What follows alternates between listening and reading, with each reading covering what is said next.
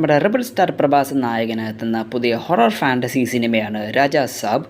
സിനിമയുടെ official trailer ഇപ്പോൾ അങ്ങനെ പുറത്തിറങ്ങിയിട്ടുണ്ട്.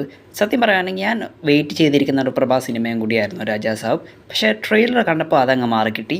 ഇതിലും നല്ല കുറേ ഫിൽറ്റേഴ്സ് ഇൻസ്റ്റഗ്രാമിലെ റീൽസിലൊക്കെ കിട്ടുമെന്നാണ് ഞാൻ പ്രതീക്ഷിക്കുന്നത്. സത്യം പറയാൻ ഭയങ്കര ഡിസപ്പോയിൻറ്റഡ് ആണ്. ട്രെയിലർ ഒരു ആവറേജ് ഫീലിംഗ് ആണ് എനിക്ക് തോന്നിയത്. കണ്ടില്ലേ, ഇങ്ങനത്തെ കുറേ ഇഫക്ട്സ് ഒക്കെ ഞാൻ ഇൻസ്റ്റാഗ്രാമിലെ റീൽസിലൊക്കെ മാത്രമേ കണ്ടിട്ടുള്ളൂ. അതിനെക്കാട്ടിലും മോശപ്പെട്ട കുറേ ഗ്രാഫിക്സ് സിനിമയുടെ ട്രെയിലറിനകത്ത് കണ്ടിട്ടുണ്ടായിരുന്നു. പക്ഷേ ഇത് ജസ്റ്റ് ട്രെയിലർ മാത്രമാണ്. ചിലപ്പോൾ സിനിമ ഇറങ്ങുമ്പോൾ അതിന് നന്നാക്കുമെന്ന് പ്രതീക്ഷിക്കുന്നുണ്ട്. അങ്ങനെ പ്രതീക്ഷിച്ചിരുന്നാണ് അവസാനം മറ്റേ ആദിപുരുഷ് സിനിമ റിലീസ് ചെയ്തത്. അതിനകത്തും ഒരു മാറ്റമൊന്നും ഉണ്ടായില്ല. പിന്നെ കുറച്ച് പോസിറ്റീവ് കാര്യങ്ങളൊക്കെ ഉണ്ട് ട്രെയിലർ കട്ടിനകത്ത്. പിന്നെ പ്രത്യേകിച്ച് പറയാനുള്ളത് തമൻ എസ് പുള്ളിക്കാരൻ്റെ BGM, പുള്ളിക്കാരൻ്റെ പണി നല്ല വൃത്തിയായിട്ട് തന്നെ ചെയ്തിട്ടുണ്ട്.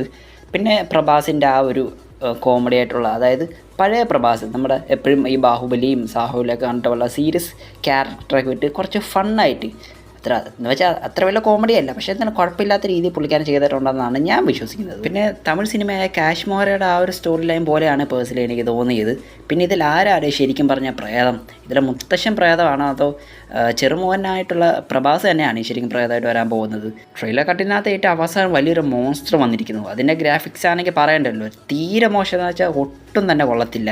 പിന്നെ രാജാ സാബ് എന്ന സിനിമ ഒരു കോമഡി ഹൊറർ സബ്ജക്റ്റ് ആയതുകൊണ്ട് നമുക്ക് ആ ഒരു രീതിയിൽ എടുക്കാം. ഇതെങ്ങാനും സീരിയസ് ആയിട്ടുള്ള സബ്ജക്റ്റ് ആയിരുന്നെങ്കിൽ അവിടെ തീർന്നേരെ. പിന്നെ ട്രെയിലർ ഡ്യൂറേഷൻ എന്ന് പറയുന്നത് ഏകദേശം 3 മിനിറ്റോളം ഉണ്ട്. അതും ഭയങ്കര നെഗറ്റീവാണ്. ഇത്രയും വലിച്ച് നീട്ടാതെ കുറച്ചത് കാര്യത്തിലേക്ക് വരുന്ന രീതിയിലാക്കിയിരുന്നെങ്കിൽ കുറച്ചുകൂടെ കൊള്ളായിരുന്നു. സിനിമയുടെ റിലീസ് ആദ്യം വെച്ചിരുന്നത് ഡിസംബർ മാസമായിരുന്നു. അതിപ്പോൾ മാറ്റി ജനുവരിയിലേക്ക് ആക്കിയിട്ടുണ്ട്.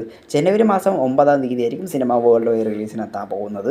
സിനിമയുടെ ട്രെയിലറിനെ പറ്റി നിങ്ങൾക്ക് എന്താ അഭിപ്രായം? ജസ്റ്റ് അടി കമൻറ്റ് ബോക്സിൽ കമൻറ്റ് ചെയ്തേക്കുക. പിന്നെ എൻ്റെ അപ്ഡേറ്റ് ഇഷ്ടപ്പെടുകയാണെങ്കിൽ ചാനൽ സബ്സ്ക്രൈബ് ചെയ്യാൻ മറക്കല്ലേ.